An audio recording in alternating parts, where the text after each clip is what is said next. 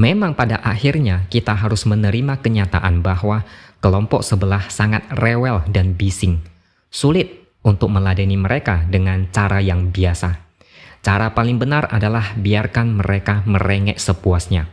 Masa bodoh dengan apa yang mereka mau.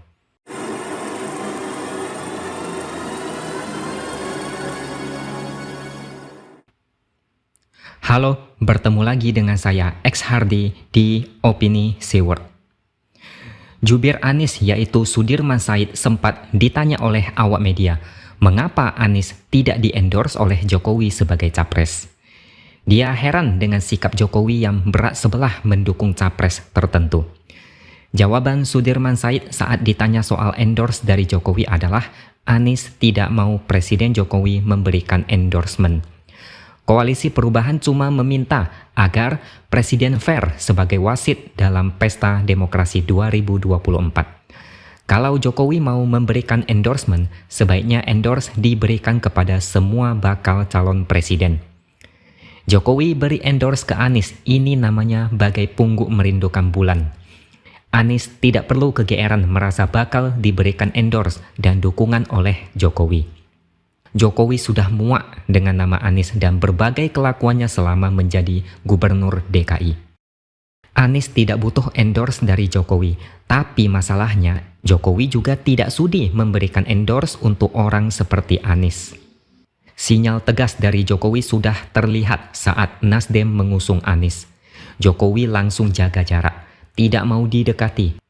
Bahkan mengucapkan selamat ulang tahun ke Nasdem pun tidak dia lakukan. Itu adalah bentuk kekecewaan dari Jokowi yang tidak biasanya kita lihat selama ini. Jokowi pasti sangat kecewa dengan Nasdem, sehingga memilih menjauh dan mengucilkan Nasdem. Nasdem dicuekin oleh Jokowi. Lantas, di mana logikanya Jokowi mau endorse Anies? Meskipun Anies sujud syukur dan merengek, Jokowi tidak akan peduli. Jokowi sudah berulang kali mengatakan bahwa alasannya cawe-cawe adalah demi kepentingan negara. Cawe-cawe adalah sebuah kewajiban moral seorang presiden dalam masa transisi kepemimpinan nasional 2024 tanpa ada riak yang membahayakan negara. Jokowi tidak akan tinggal diam jika ada riak-riak yang membahayakan bangsa ini. Jokowi mencium adanya bahaya jika kelompok sebelah berkuasa. Ketika rakyat biasa bisa mencium bau tidak sedap jika Anies berkuasa, maka seorang presiden harusnya jauh lebih tahu potensi bahayanya. Jika ada bahaya, tidak elok kalau presiden diam saja.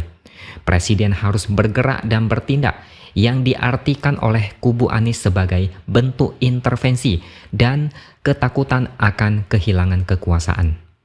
Makanya sudah tepat kalau Jokowi tidak memberikan endorse kepada Anies yang jelas-jelas merupakan antitesis dan berani berjalan berlawanan arah. Sudirman Said malah memuji Anies yang dulu pernah menjadi juru kampanye Jokowi di Pilpres 2014. Pernah menjadi menteri yang berprestasi tapi diberhentikan.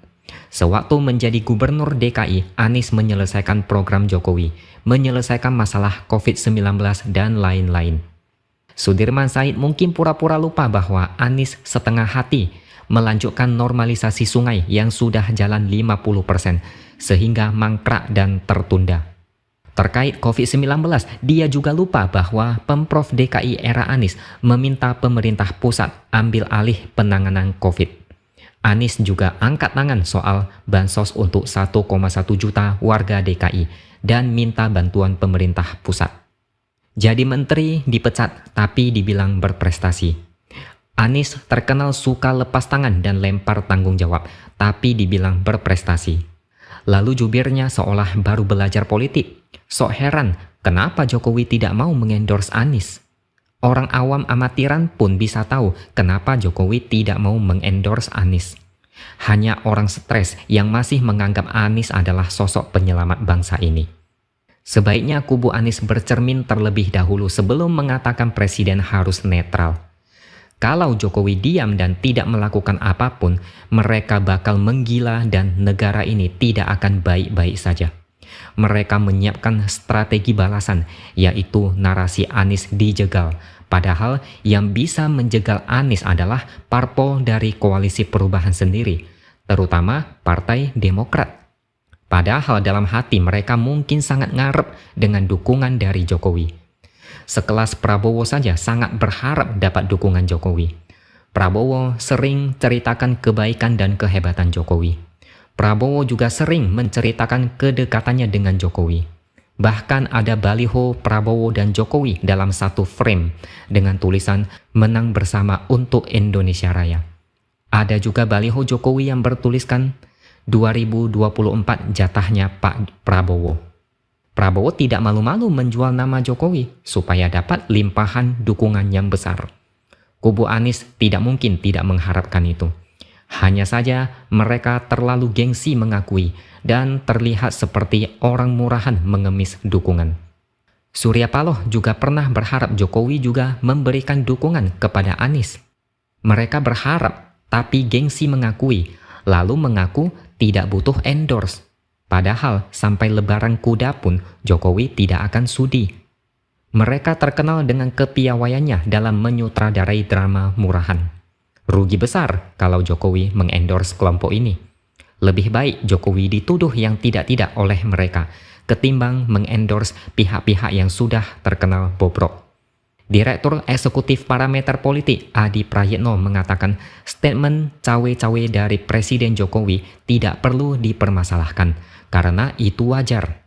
Politik pada prinsipnya tidak ada yang netral, tapi partisan. Presiden-presiden sebelumnya juga pernah cawe-cawe, meskipun ada yang sangat jelas manuver politiknya, dan ada juga yang tidak. Dia bilang, memangnya SBY enggak cawe-cawe? Apakah publik tidak membaca ketika Partai Demokrat tingkat perolehan pemilihnya di pemilu 2009 berlipat ganda sampai 300%? Apakah itu tidak ada intervensi? Nyaris tidak ada partai politik di negara ini yang bisa melejit seperti Partai Demokrat. Apakah Partai Demokrat itu melesat tanpa intervensi, tanpa cawe-cawe? Ada yang lucu dari kelakuan mereka. Apa yang terjadi di era presiden sebelumnya tidak dipermasalahkan. Tapi ketika terjadi di era Jokowi langsung diributkan seolah itu masalah besar. Jokowi undang petinggi parpol di istana, dibilang tidak punya etika. Tapi mereka tidak komentar ketika dua anak SBY menikah di istana negara. Jokowi cawe-cawe dibilang tidak netral, tapi SBY cawe-cawe tidak mereka ributkan.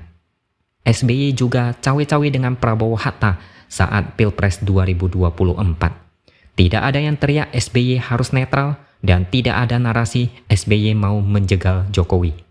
Memang pada akhirnya kita harus menerima kenyataan bahwa kelompok sebelah sangat rewel dan bising. Sulit untuk meladeni mereka dengan cara yang biasa. Cara paling benar adalah biarkan mereka merengek sepuasnya. Masa bodoh dengan apa yang mereka mau. Bagaimana menurut Anda? Sampai di sini dulu opini dari saya. Subscribe channel ini supaya makin berkembang dan tuliskan komentar Anda. Terima kasih sudah menonton dan sampai jumpa lagi di lain kesempatan.